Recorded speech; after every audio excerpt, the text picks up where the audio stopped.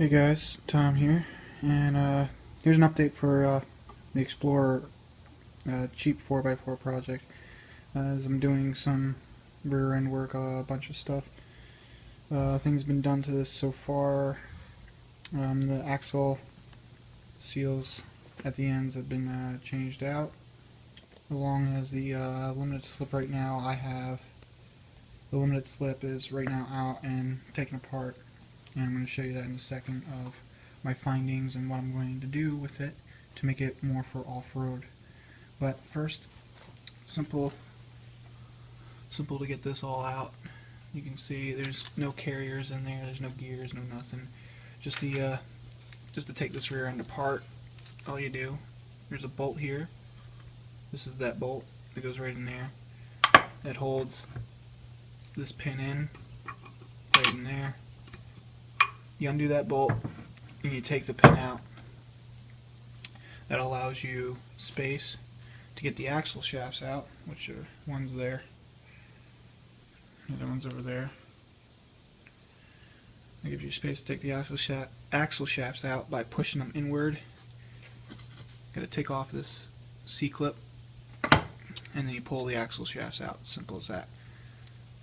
And then there's an S-spring in here for the limited slip that I took out, because I took the axle shafts out to change these seals. All I did was use a pry bar like this in there, and just hammered them out, and then use the socket size of the seal to hammer the new one back in there. So there you go, that. So this thing right now has no carrier in it because I'm rebuilding it. The gears are out. The S-spring, I used these two pry bars to pull the S-spring out. So the S-spring's out. The spider gears, the carrier, or whatever you want to call these gears that are in here for the differential action, the limited slip gears are out along with the S-spring. So I'm going to go show you the clutches and what they look like and what I'm doing in 1 second here. Alright, so here's the old clutch packs I brought out. Here's one all together. This one I have all laid out. They came out of the rear end. You can see the material in the fluid is, these clutch discs are pretty worn. So the kit I got to rebuild the rear end is that one from Summit Racing. It comes with everything you need. It comes with this new bolt, some shims, spacers, and then the clutch disc materials that are sitting in there soaking in gear oil. One thing about rebuilding a rear end, you want to have the clutches soak, because they're going to be in fluid for the rest of their life in that rear end, so it's good to put it all together wet instead of dry. Alright, so the way this rear end was set up in the back there to be a limited slip was that this friction material was up against the gear, and you can see the line of where that friction material was not used. So not all of this friction material on this friction disc was used to make it a good limited slip. And the way they set it up was this one on the gear, and you got 2 steel plates, another friction, 2 steel plates, and another friction. So now on that setup, when it was in the vehicle, like I said, you got that little bit of unused space there to stop the wheels from turning, as well as down at this end the one side of this friction disc was just up against the shim, so it wasn't really, not that whole disc right there was not used. So a little weaker, did not stop the tire as well. So I'm rebuilding this to a different pack orientation, which I'll show you right up here. The old pack measurement was that. The new pack measurement I'm going to put in is that. Hopefully I can fit that. But this is basically how it was set up. The G's for the gear. So you got gear, friction, plate, plate, friction, plate, plate, friction, and a shim. How I'm going to put it back in is you got the gear, a plate, friction, plate, friction, plate, friction, plate, and then the shim. Tighten that up. Be stronger, more of a locker, and have better off-road and maybe donuts. But that's basically how I'm going to be doing that. Now, one thing you got to know, doing this to a limited slip, I'm doing this because it's cheaper, and also I'm only running 31-inch tall tires. If you got tires bigger than 31s, like say you got 33s or 35s and you wheel hard, you don't bother doing this. Don't bother doing what I'm doing, because you're just going to tear the limited slip up in like 2 or 3 wheels. I'm doing this because I'm probably going to daily drive this vehicle a little bit. So there's my shims. I'm probably not going to be using, because I'm probably, that measurement I took was actually with the old shim that came out of the old pack. This is .045 when the biggest one I got with the kit was .040. So if this one is too thick to get everything in together, I'll bump it down to that 401. So that's what I'm doing. That's how my orientation is up there. And I'll give you a video of the clutch packs when they're all together, ready to go back in right here. Alright, here's the clutch packs that I'm going to be putting in, but I'm kind of having second thoughts about this because of the last spacer plate I put on that has the teeth that go onto the gear is barely hooked onto the teeth on the gear. Because as you can see, it's a gear, plate, friction, plate, friction, plate, friction, plate. And that last plate is barely on the gear here.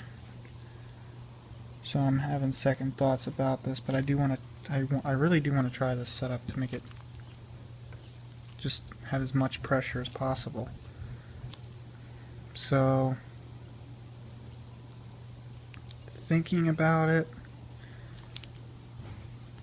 I'm going to probably just try this first. If I can't even get it to fit, then I'm going to change it up a bit. But I'm going to try putting this in here. I got both of them here, the old ones there. And I'm going to be putting them in. So, I'll get back. So I'll get back to you when I either have these in or I don't. Alright, so that shim was too thick. It made it way too tight. This 45 one made it way too tight, so I went down to the 41. I'm going to try that out. I got the other one in there right now. Just made it way too thick of a pack. Put it in there, so I went from 662 to around 650 pack there. So hopefully that works out. Still the same spacer, friction material, spacer, friction material, spacer, friction material setup. Just going with a smaller shim there so everything can hopefully fit. And measuring this with a set of calipers, and the C-clamp to simulate the S-spring. So I'm going to go try and put this in and see if I can put it all back together with the smaller shim now. Alright, so both of those clutch packs and gears are in there along with the S-spring. The S-spring, there's a trick on how you get that in there with a pair of vice grips.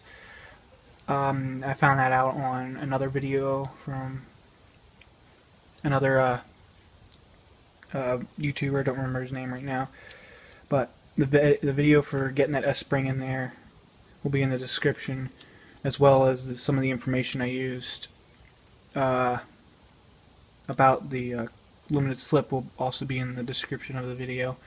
But it's in there. Now the next thing is to get this rear end in the vehicle so I can put the axle shafts in and make sure this pin will not touch the axle shafts and be all good. I believe it's going to be just fine because it's around 650 thousandths of an inch. So next time I'll cut to this thing being in the truck and everything together with the brakes on, the axle shaft in, and then waiting for the cover to be put on and then filled up with the fluid. So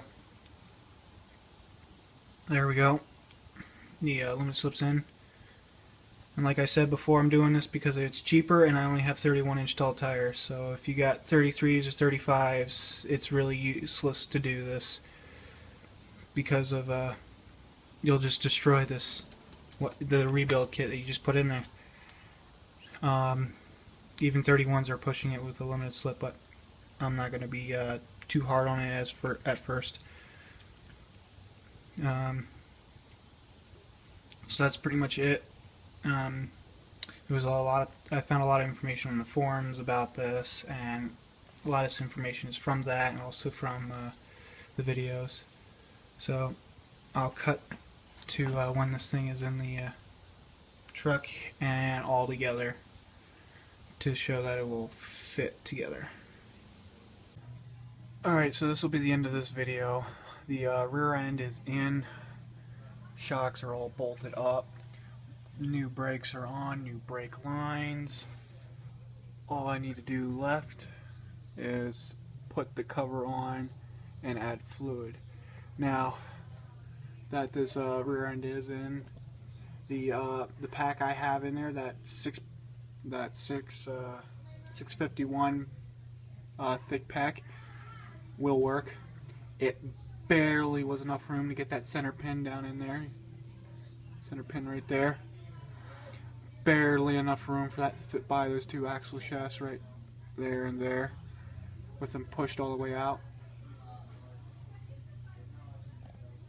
So that was barely enough room to have that fit in there, and everything, the surface is all cleaned off for the new cover and gasket. And this will be the end of me doing stuff to the rear end of this Explorer. Everything's back on. I just need to put the drive shaft back in and add fluid with the cover to this. So there's the end of the rear end work. That limited slip pack will fit in there, work, but barely, and everything is all set to go. So the next video you'll see will be me tearing apart the front end. So stay tuned for that. Thanks. See you next time.